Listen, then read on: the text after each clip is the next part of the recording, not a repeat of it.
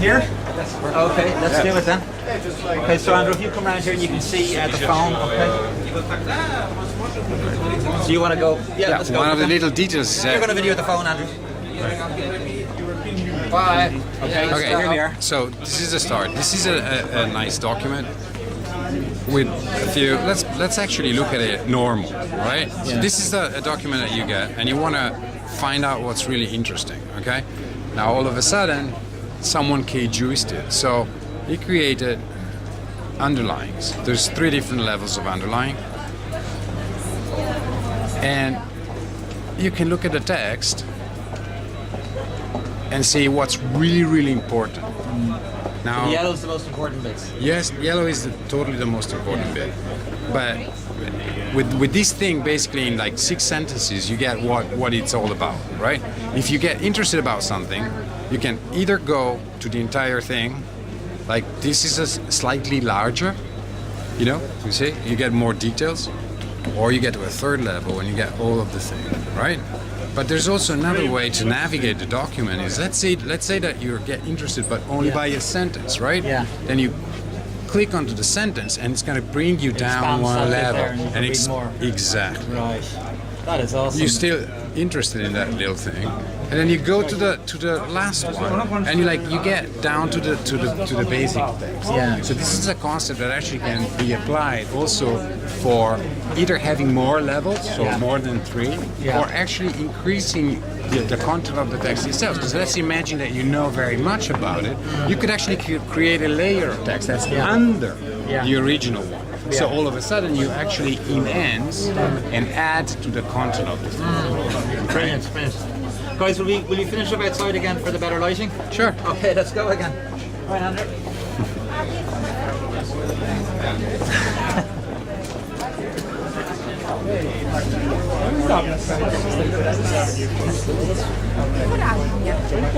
Giampaolo, vuoi il tablet? There we go. Are they the cages? Yeah, those are the cages. They're the cages. Yes. Okay. Okay. Looks over here. Right. Okay, so we were saying earlier on then, 10 years from now, Giampaolo, what does success look like for KGuser? I think it's pretty straightforward. Every student's going to be using it. Yeah, actually, I don't think you would ever want to read again a text if it doesn't have a 3-dimensional shape. Yeah. If it's not K-juiced, if you cannot access it, in a way that suits you. Yeah. Yeah. So in 10 years from today, this could have changed the way we read text. Yeah. It's great for students. Oh my gosh. It's too late for me now, but it's also for, if you think about it, it's also for companies, because companies have huge, massive knowledge bases. But the information is all there now, isn't it? Yeah. This is Yes, and all of most of the time, actually, what happens with the text that gets buried in databases or even in papers still. And the idea of being able to re-access that stuff. Your yellow bits. But just with the core. And being able to, if you find value into the core, go back to it really quick. It's so enticing to me. It could be. It's great, we were talking a bit there about obstacles to the success of KGuser. Do you see any clouds on the horizon? How are you going to overcome them? Well, if you think about it, because this thing can be applied into so many different areas, from studying to companies to, crowdsourcing leading, it also needs a lot of development. Yeah. So it's a fantastic basis. It's working as an extension, isn't it? It's going to be a browser extension at the moment? It is already a browser extension in alpha version. So we already have it running, and it looks really enticing, and you can apply it to any web page, basically. But it's going to have to be deployed in so many different things, on ebooks and even to copyrighted books, so that the content doesn't get. Sure. The rudiments of it are there, basically through the browser extension. Yeah. And you have a team of how many of you are there? So we just got a few of them there of the KGuses are here. Right now we have 2 developers, and there's an additional one that we're looking to hire, and then there's other people that are working on the project, but from a different perspective, like Stefan that you met online, and he's working on finding the proper way through videos to explain the cages. It's something that, you know, in the beginning might be a little, you know, surprising. It's a completely different way to access text, right?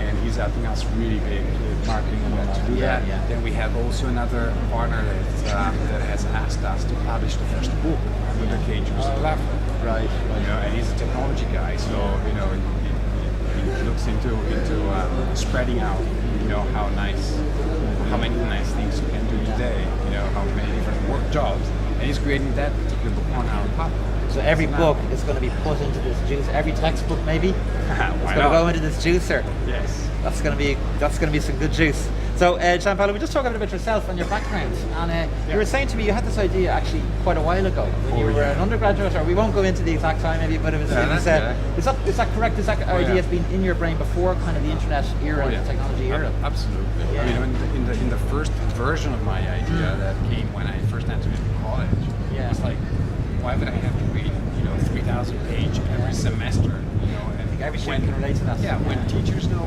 where the GC content is, and all of the other students are working on the same stuff. So how is it that I have to redo the work that everybody else has written, right? And so, but in the first version, I was actually looking at something that putting text into the structure, the hierarchical structure, a little bit like the file manager, you know, with directories and subdirectories and then more details. But then that was not really workable. And then the idea continued to grow up. Every single it stayed with you, this idea, and it was always in the back of your mind. And then with the technology era, your chances kind of come to this idea. So last year I got like the flash, like this is the right time. This is the perfect time to do it, because everybody is using tablets, phones, and computers, and they're starting to become really easy with digital text. So, you know, this is the perfect moment to make this, you know. Great stuff. You were saying to me about your other interests, meditation and mysticism. Oh yeah. Could you talk to us a bit about that maybe? Oh right. That sounds great. Wow, that's another interesting story, huh? Yeah.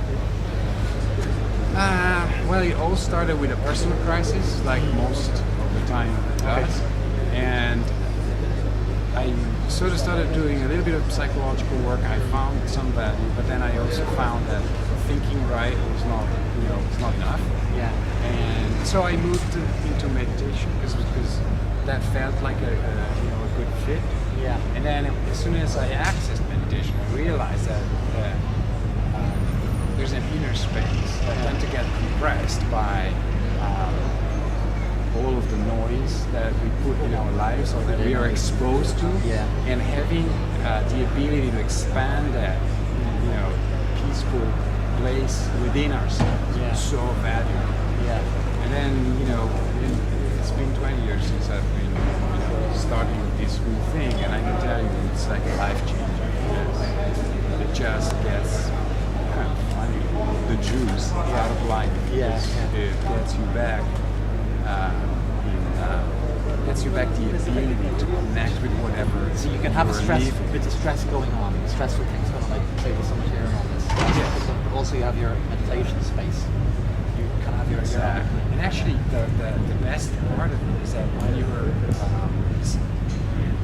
familiar with that space, you can create that space even in the midst of huge noise. Still going on. You're still, you know, at home, even in the midst of the revolution. Actually, it's nice to chill out here now, I have to say. So just thinking about it, it's kind of chilling me out of it. I'd say one thing we were just talking about, it seems horrible to go back to the kind of business side of it, but you were saying with the patent, you're applying for a patent and all that sort of stuff. Oh yeah, of course. Yeah, because this is a very innovative way to look at text, right? And so we figured, okay, we want to. Actually, the funny thing is that it's not that we want to do it because we want to be the only one to do it, but the truth is we want to protect it from being put into something that's closed and then it cannot spread, you know, to people. So we're very big also on the open source culture. So we're thinking to release at least a part of the license on open source for free, for free use, for personal use, for development. Maybe no profits, and you know, at least certain segments we would like to. That'd be awesome. I mean, WordPress is doing very well on the open source. Absolutely. There's several different models that are working. Like WordPress is one, Red Hat is another. I mean, mean, they were slagging open source, but I mean, WordPress is just. Heard what the website's do with that WordPress, you know. 50% of the website. Yeah, it's on this amazing open. I didn't know they were all literally, even still. I think they have an office now and stuff, or more centralized, but they're still mostly all over the place. You know, working on the changes and everything. So that's awesome. Yeah, and then you also get the community that helps them, you know, because lots of stuff is being done by you know, the community, which is powerful. It's extremely powerful. Yeah, it's awesome. I think we've reached the end. So, was there anything else you wanted to share with us about K-Juicer? Are you looking the next few days at the summit? Have you got how do you see it playing out and stuff? And have you got a couple of meetings lined up and all that? Or? Not really, because of this thing of the patent pending that was just deposited 2 weeks ago. We didn't really. We weren't really able to talk about it at all. Okay. You know, basically. But now you feel you've got a bit of protection. But now we got some protection, so we can talk and then so we can network. But we couldn't do the preparation work that you normally would need to come to this kind of thing. Yeah. But it was such a perfect space. You know, Web Summit was such a perfect venue for coming out and doing our initial kind of. Exactly. So this is your launch, your initial thing. Yeah. Well, listen. So we wanted to take the chance. Who knows what's going to happen here, you know? But we'll wrap it up then, Giampaolo. Thank you very much. Have a great time in Dublin, and will you keep us up to date as well on how you're getting on here in Dublin and also in the future? Absolutely. Okay. Thanks very much, man. Stay tuned. Okay. Thank you. Right, Andrew.